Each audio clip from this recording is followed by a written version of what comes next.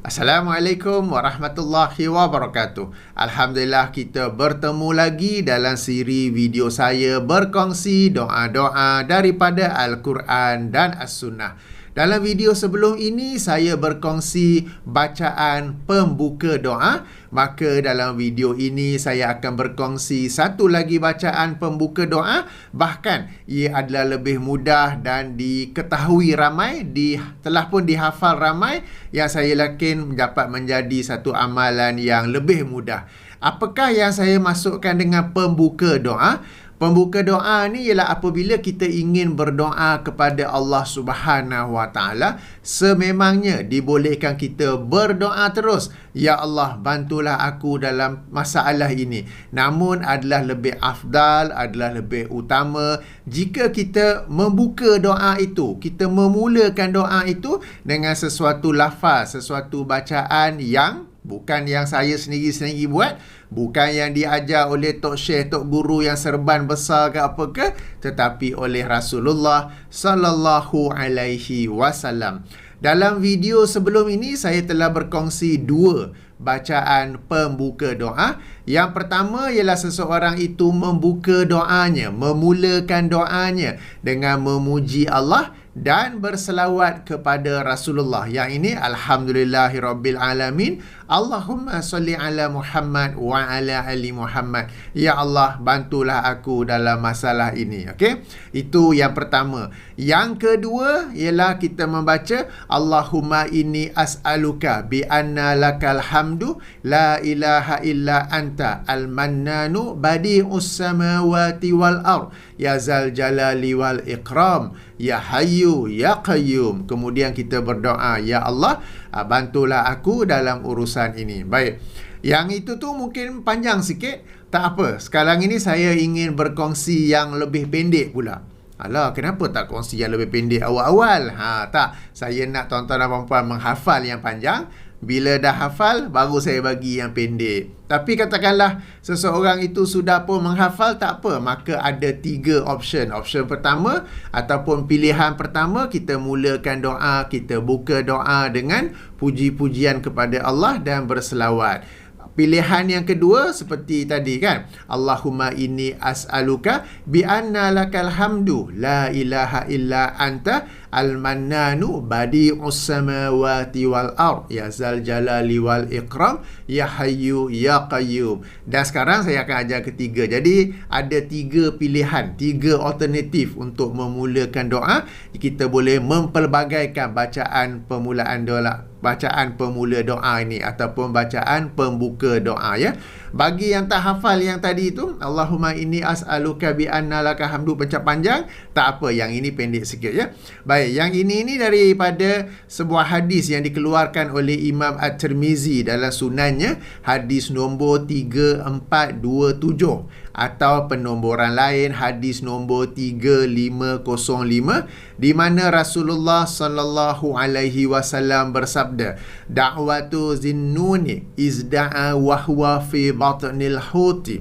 Doa Zunnun, yang ini Nabi Yunus apabila dia berada di dalam perut ikan paus adalah la ilaha illa anta subhanaka inni kuntu minaz zalimin.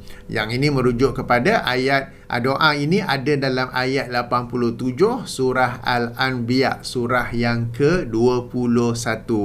Setelah itu baginda bersabda, fa innahu lam yad'u biha rajulun muslimun fi syai'in qattu illa istajaballahu lahu. Sesungguhnya tidaklah seorang muslim berdoa meminta apa jua, ya, fi syai'in, meminta apa jua dengannya, melainkan pasti Allah memakbulkan baginya. Demikian hadis riwayat Imam At-Tirmizi dengan darjat yang sahih. Maka dalam hadis ini baginda sallallahu alaihi wasallam mengajar kita bacaan yang dibaca oleh Nabi Yunus itu kita sendiri boleh membacanya, dan ia menjadi pembuka doa atau pemula doa, la ilaha illa anta subhanaka inni kuntu minaz zalimin. Lalu kita berdoa, ya Allah bantulah aku dalam persoalan ini.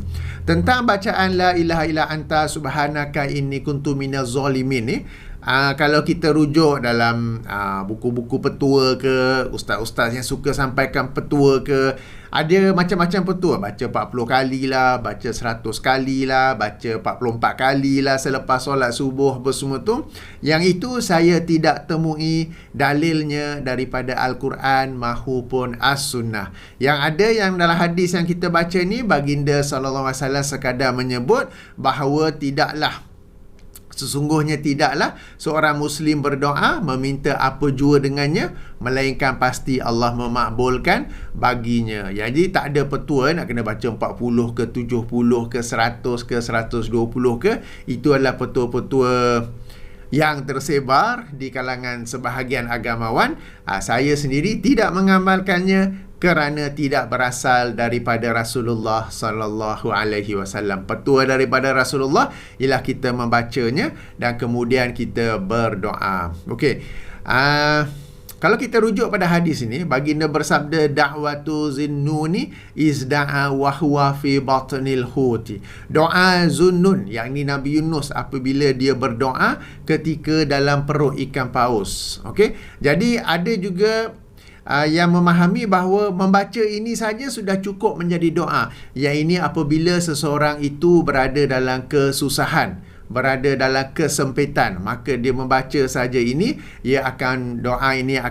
melalui doa ini, Allah akan membantunya. Tetapi kalau kita rujuk kepada hadis ini, baginda bersabda sesungguhnya tidaklah seorang Muslim berdoa meminta apa jua, fi syai'in, meminta apa jua. Jadi ia tidak terhad kepada suasana kesusahan, suasana kesempitan, ya. Jadi saya ni berpegang teguh pada hadis. Jadi meskipun ada petua yang kata baca 40 kali, 100 kali, tapi hadis tak cakap macam tu, jadi saya tak amalkan.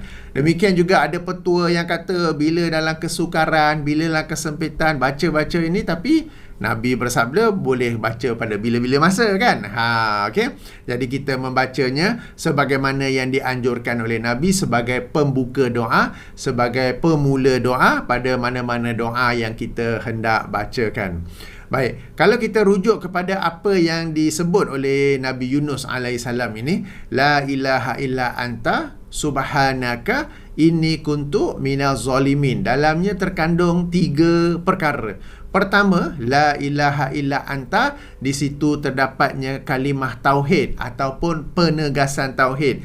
Tidak ada Tuhan yang berhak disembah melainkan Engkau, ya Allah. Jadi bila kita baca ni, kita baca dengan penghayatan, dengan kita bacanya itu kita meneguhkan lagi tauhid kita. La ilaha illa anta. Jadi orang yang duk berdoa kat kubur, kalau yang berdoa kepada Allah untuk ahli kubur tak mengapa, tapi kalau berdoa kepada ahli kubur, meminta daripada ahli kubur, dia traffic jam lah kat sini sebab la ilaha illa anta, tidak ada Tuhan yang berhak disembah melainkan Allah. Termasuk dalam sembahan itu ialah berdoa. Seseorang itu tidak akan berdoa melainkan kepada kepada Tuhan yang disembah olehnya. Jadi kita seorang Muslim, kita menyembah Allah, kita berdoa kepada Allah. Kita tidak berdoa kepada orang dalam kubur. Jadi mereka yang suka istighasah, meminta tolong daripada Nabi, wali, tok syekh, tok guru dalam kubur, dia traffic jam, dia tak boleh baca ni sebenarnya. Okey. Sebenarnya bukan saja bila nak baca rangkap ni, pada bila-bila masa pun seseorang itu tidak sepatutnya, seorang Muslim yang mentauhidkan Allah tidak akan berdoa kepada ahli kubur. Dia akan berdoa kepada Allah untuk kebaikan ahli kubur. Dia tidak akan doa kepada ahli kubur untuk manfaat, untuk kebaikan dirinya, ya. Jadi rangkap pertama ni ada penegasan tauhid di dalamnya, la ilaha illa anta. Kemudian yang kedua, subhanaka, maha suci engkau. Jadi kita menyucikan Allah daripada sebarang kekurangan atau apa-apa. Yang ini masuk dalam tauhid asma wa sifat, ya. Antara sifat Allah, maha suci engkau daripada sebarang kekurangan, daripada sebarang kezaliman dan sebagainya. Kemudian yang ketiga, inni kuntu minaz zalimin, sesungguhnya adalah aku daripada kalangan orang-orang yang zalim. Di sini terdapat bagi diri kita pula sifat merendah diri, sifat memfakirkan diri, sifat mengaku kesalahan, sifat mengaku telah berbuat zalim ataupun beristighfar. Nak kata istighfar pun boleh, sebab orang yang berbuat dosa tu dia sebenarnya berbuat zalim terhadap dirinya sendiri. Jadi yang terakhirnya, inni kuntu minaz zalimin, terdapat sifat merendah diri, sifat memfakirkan diri, sifat mengaku kesalahan. Sebab beza kita manusia. Kalau kita ingat ya, kisah antara iblis dan juga Nabi Adam. Dalam sebelum diturunkan ke bumi kan, iblis dia tak nak mengaku salah, dia blame lah ni apa semua tu kan. Tapi Nabi Adam dia mengaku salah kan. Jadi kita ni dalam rangka kita nak berdoa, kita mengaku kelemahan kita kepada Allah Subhanahu Wa Taala. Jadi sebab itulah rangkap ini macam pendek saja. Macam pendek saja, tetapi mengandungi 3 unsur ataupun 3 perkara. Pertama adalah tauhid, lebih tepat, lebih spesifik, tauhid al-uluhiyah.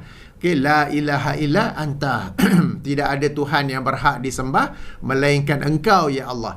Kemudian subhanaka, maha suci Engkau ya Allah daripada sebarang kekurangan, daripada sebarang kezaliman, daripada sebarang kesamaan dengan makhluk. Dan ini masuk dalam tauhid asma wa sifat. Dan yang ketiga adalah pengakuan kita bahawa kita ni termasuk orang yang berlaku zalim, telah melakukan dosa, apa semua itu. Jadi sebab itulah dengan rangkap yang pendek ini, kita baca je dengan penuh penghayatan, dengan penuh kefahaman tentang maksudnya. Kemudian kita berdoa dengan apa yang kita hajatkan. Dengan itu Allah Subhanahu Wa Taala akan memakbulkannya. Jadi ayuh kita jadikan bacaan ini sebagai salah satu daripada bacaan pembuka doa, ataupun salah satu daripada bacaan permulaan doa. Sekali lagi saya ulangi, kita memang boleh berdoa terus kita boleh mulakan doa terus kepada Allah SWT, tetapi adalah lebih afdal ataupun termasuk adab yang baik bila kita memulakannya dengan kalimah tauhid. Sebagai contoh di sini kan, la ilaha illa anta subhanaka, kemudian kita mengaku kekurangan, kelemahan diri kita, inni kuntu minaz zalimin, kemudian barulah kita berdoa kepada Allah Subhanahu Wa Taala. Dan sekali lagi, ini untuk doa yang dibaca di luar solat. Apabila membaca doa dalam solat seperti sujud, seperti ketika sujud ataupun tasyahud akhir, sebelum memberi salam tak perlu membaca pembuka doa ini ataupun yang 2 alternatif yang lain itu, sebab bila kita sujud, bacaan zikir dalam sujud itu sendiri telah menjadi pembuka doa kita. Apabila kita berdoa tasyahud akhir sebelum memberi salam, bacaan tasyahud itu sendiri sudah menjadi pembuka doa kita. Jadi ini untuk berdoa di luar solat. Jadi ayuh sama-sama kita mengamalkannya. Subhanakallahumma wa bihamdika asyhadu an la ilaha illa anta astaghfiruka wa atubu ilaika. Assalamualaikum warahmatullahi wabarakatuh.